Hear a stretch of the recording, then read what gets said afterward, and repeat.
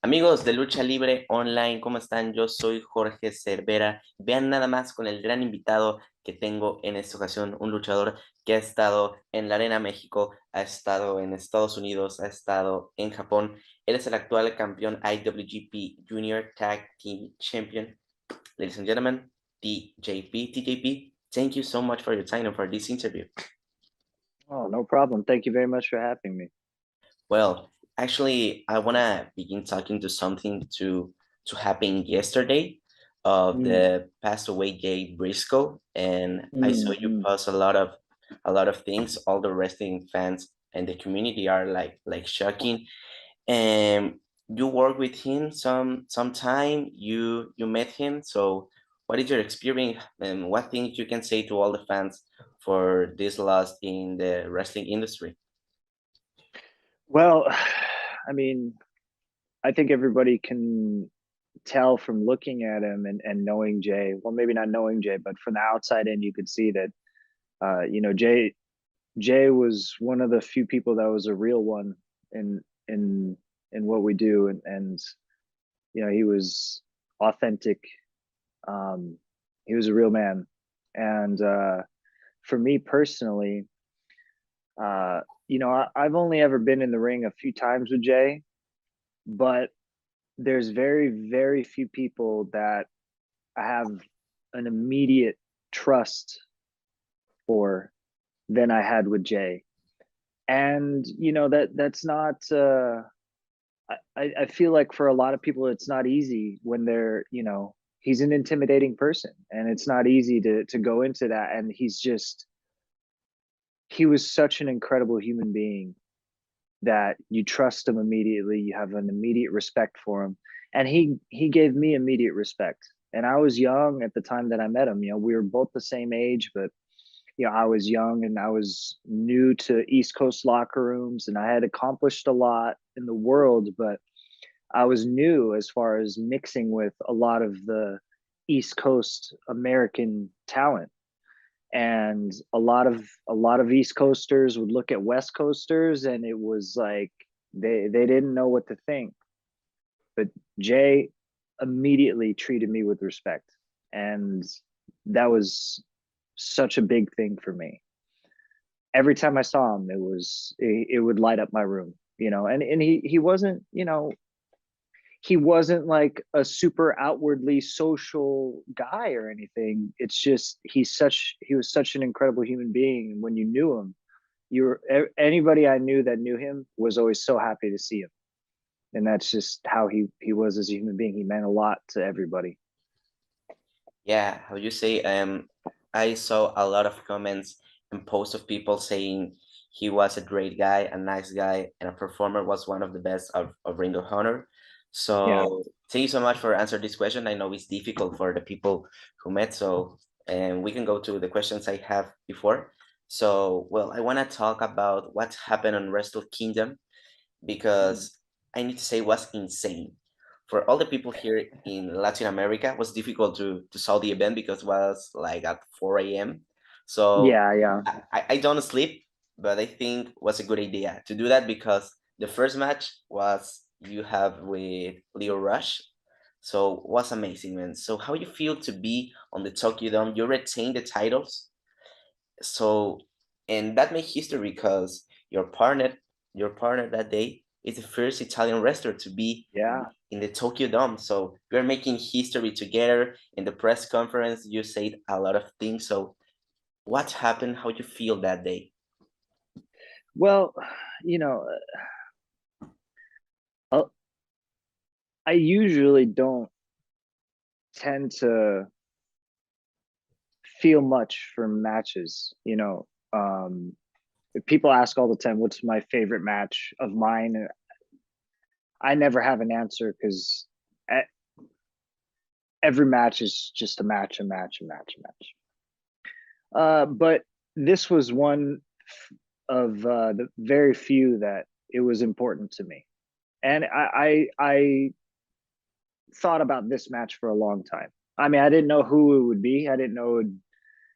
It was before I was even in a team, and I didn't know who any opponents could be or anything. Just I knew at some point a couple years ago, I knew at some point, I would be on this stage again, because I was in Tokyo Dome one time before when I was 18 years old. And so it was important to me to do well. And once it started coming, the story started coming about, and it's like I have this partner, and he's sort of my protege, and in a lot of ways he reminds me of me. Like when I was the first Filipino to do a lot of stuff, he's the first Italian to do a lot of stuff. And he's so young and doing such big things, and I was so young doing such big things. So there's a lot of things that meant a lot for me with him, with Akira. And with Leo, it was having him as an opponent, and Yo as well. Like I obviously I can't leave him out. He's been a popular New Japan wrestler for a while. But with Leo specifically, a lot of people don't know this, but a few years ago, Leo and I both got out of WWE almost the same time. And after he came out after me, and after he came out, he reached out to me. He wanted to try and get into other places, and asked if I could help him out. And he asked about Impact and asked about New Japan, and I immediately jumped on the any opportunity I could to help him move on to the next place. Because I could tell he was frustrated creatively and physically, and he wanted to be able to do different things. And he's so incredibly talented. And it took a while to sort of get him into New Japan, because the pandemic, and there was a lot of things going on. And eventually they were able to fit him onto some cards. And everybody knows how talented he is, so they fell in love with him immediately. And I was so happy to see him progress. And when I saw that we would eventually be opponents, I thought, man, this is I couldn't have made a better story than this for like personal life, because people didn't understand that like on the show, but like in real life, we had these parallels, and I was trying to help him get to where he was. So once he got there, I was like, man, he's he's got to now he's got to go through me. So it was a good match to have, and I think it was iconic. I mean, Leo poured his heart out, got busted open, and the story was fast, and they won the tournament. We had to go through them, and so it was a great story, and a great match. I couldn't have asked for a better one, and it's one that means a lot to me. Yeah, actually was one of the best match of the night.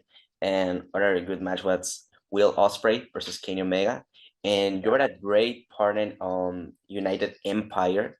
I think you're a such important member of there. So how do you feel to be on that stable, be around the world, be with Will Osprey and other great wrestlers? So how do you feel to be part of that stable? I think is the most important stable on New Japan Pro Wrestling. So how you feel in that moment of your career and being part of United Empire? Well, I mean, when it was first starting and they were first forming this group, Will and I had been friends for a while, and we've always had a lot of mutual respect for each other. And a lot of people don't know, I first met Will before I went to WWE, and he was about to start in New Japan, and I wasn't planning on going to WWE at first. I would have done the cruiserweight tournament, and I didn't know if I was going to stay. I wanted to go back to New Japan.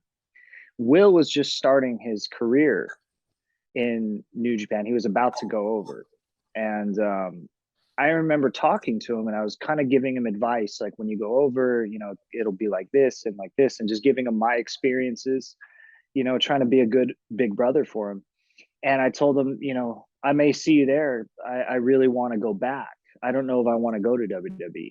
And I just said, I told him, I don't, I just haven't spoken to New Japan office in a long time. I don't know who to talk to anymore. And this is the type of human being that Will Osprey is. He reached into his pocket and pulled out a business card, a card for a member of New Japan office, and said, "Here, talk to him." And just so people understand, like, so many people in this business, so many wrestlers are insecure, and they're jealous, and they worry about people taking their opportunity. And here was Osprey just starting with this company, and he was willing to help me come back to it. He didn't even care if like I could have taken a spot or anything, and I've already been there. You know, I was at that point, I was a more well-established wrestler than he was. You know, he hadn't become the Osprey that we know now yet, but he was still willing to do that. And I don't think enough people understand how good of a human being Osprey is. And so we've always had a lot of respect for each other. And so when I had the opportunity to join United Empire, I jumped at the chance because it's, you know, we compare it to like Hunter and Sean and DX, you know, stuff like that. I don't know who's Hunter, who's Sean. I get like he's sort of like the main guy, so I don't know if that makes him like Hunter or like what it is. I don't know, but either way, I feel like we have a similar like bond in that way, and I think that no matter what happens with the group, we're going to be friends forever. So TJP, as you can see, I'm a big fan of all the stuff of wrestling, like the figures and all that things. And actually, you have your action figure. You be on the WWE video games. So how you feel to be part of that? To have a toy with your face, be on a video game? What's the experience? And I don't know how you be there, take your photos, make a scan of your face. I don't know what the wrestlers need to do, but how you feel to be that part in the history of wrestling and the memorabilia. Yeah, I in my son's room, I have a baby son. In his room, I still have a bag full of probably 100 wrestling figures from toys when I was a kid, and it's weird that like I have a few of my own now that are in the same pile. You know, I think anybody around my age or like in this generation, if you're like, say 25 to 45, somewhere in that age, like you grew up with like these toys and these video games in your life at some point, right? And I think it's, you know, for so many of us, it's a dream come true. Obviously for me, it's a dream come true. And to be in the video game, especially because coming into WWE, like I was like the video game character. So like to be in the video game was pretty cool. And it, you know, it to this day, it's still really cool to be on that and to be on baseball cards and things like that. Yeah, the process is fun. You know, you sit in this, it's like a tanning booth and with a bunch of light bulbs, and they take all these pictures of you from different angles and then scan you and then put you in the, you know, for the figure or for the video game. So it's a pretty cool process. Yeah, I think so, because you go to a Walmart, to a Target, and you are there. So it's so awesome. All the wrestling fans can have your figure, right? Yeah. Yeah. And well, I want to talk about the day I met you. I saw you the first time live was Pomona and XPW. Yeah. So what is the feeling to be one day on the Tokyo Dome with thousands and thousands of people, and the other day being on an XPW show with 400 people, something like that, like a little arena? And I think it's so different. You feel the same, the nerves are the same. So what you prefer, or you take the same, all the opportunities? Yeah, I'm, you know, total mismo. Everything is the same for me. I don't get nervous for shows or for matches like Tokyo Dome, anything at the Staples Center. I don't get nerves for that. So it's not really a thing about nerves or anything like that. But you know, a lot of people know that, you know, previous in my career I was homeless, and I wasn't homeless in the beginning. So that's a mistake people make. That's what they get wrong. They don't understand. I wasn't homeless as a trainee. I was homeless as a successful wrestler.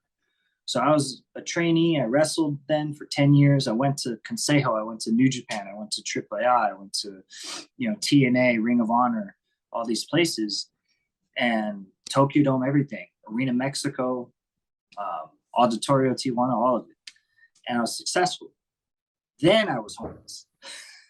So I was homeless after all that. And when I was homeless, I had to wrestle, and I had to start all over. I was wrestling in these small bars and places in front of like 8 people, you know, and they weren't even watching. They're just at the bar watching, you know, baseball or football or something.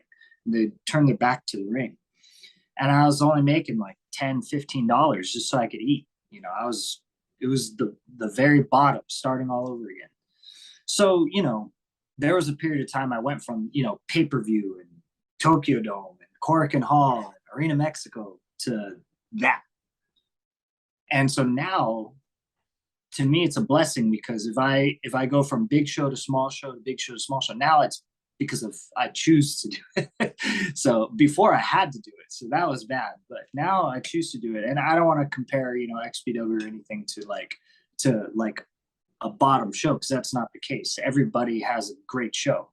But whenever I change the size or anything like that, nothing changes. And to be honest, I'm happy all the time, because there was a period of time where I was in the worst shows possible, and I had to do that to survive. So if it doesn't matter what show I'm on, I'm happy because I do it by choice, you know?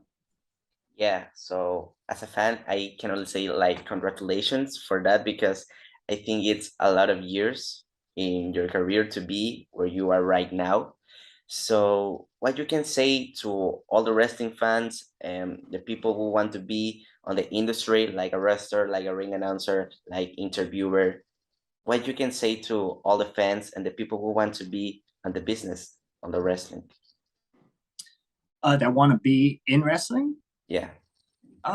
Well, you can't stop loving it, man. You know, have fun.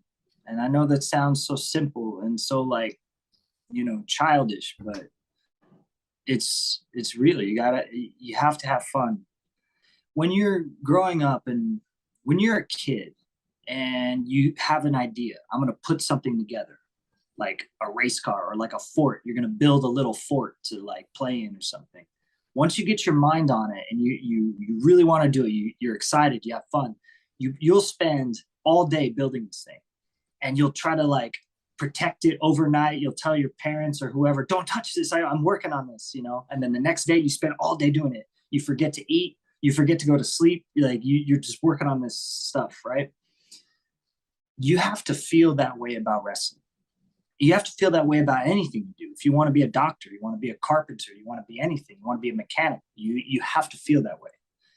The moment you stop feeling that way, what happens when you're a kid? You stop feeling that way? Ah, fuck this thing. I'm done with it. I don't want to build this thing anymore. So then that's what's going to happen when you're an adult too. It doesn't change, you know? So you have to love it, and you have to have fun doing it. And you know, that's one of the reasons why I don't get nervous. I mean, I don't get nervous about things anyway, but I don't get nervous about or anxious about wrestling, because it's just having fun every day. It's just another day. That's it. But I enjoy it. If you don't enjoy it, you're not going to do it, you know, the way you need to. So have fun. Okay, perfect, TJP. So thank you so much for this interview. I really appreciate your time and the opportunity to make again this interview. I hope see you soon on California. So something you want to say to all the fans, an announcement, or something you want to say to all the fans of Lucha Libre Online? Muchas gracias. Thank you for watching. And, you know, if you didn't care, then there would be no reason for me to exist. So thank you very much. And hopefully, you know, I'll be able to mix more. I've been basically only in Japan this whole year. So hopefully I'll be able to mix some other places into my schedule coming up. I really want to get back over for Consejo, and we're working on trying to find some time on the schedule for me to go back to Arena Mexico and Coliseo, you know, for all of my Mexican fans. And you know, Akira wants to come to the United States, so we're going to try to put together shows for the United States, and you know, hopefully wherever you are and wherever you're watching, we'll see you there. So thank you. No, thanks to you, TJP, for your time. So, gente, muchísimas gracias por haber visto esta entrevista. Yo soy Jorge Cervera y les mando un saludo y sigan viendo Lucha Libre Online. Bye y se me cuidan.